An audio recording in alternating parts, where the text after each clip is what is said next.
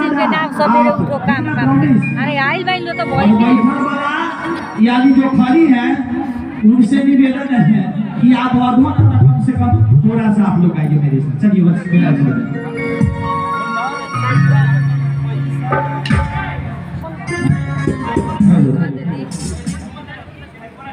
सब लोग आएंगे। ना रुपया ना पैसा आखिरी में बन जा शिष्या। क्या चीज में बनना? पैसा से कि फ्री में? ना पैसा फिर भी बन जाती में फ्री में बन जाती। ना पैसा ना खर्चा हरिंदर करेला न चर्चा। तीना विधा लेके होई जाना है पल पल क्या मिलता है? यानी प्रथम सूत्र में क्या मिलता है? कोई कहता खाया। हम कहेंगे पल पल तक, आप लोग बोलिएगा दाया। क्या बोलना है? दाया। खारा वाली कथी? खाया। इन्हें सब लोग बोले, हमें नहीं सब बोलेंगे पल पल। आप लोग क्या बोलिएगा? दाया। पूरा आवाज में जो जितना जोर से बोलेगा उतने अंदर का कचरा उतने ही जोर से निकलेगा। जो दबा के रखेगा अपना अंदर ही रह जाएगा। हो पल पल, हो पल पल, पल पले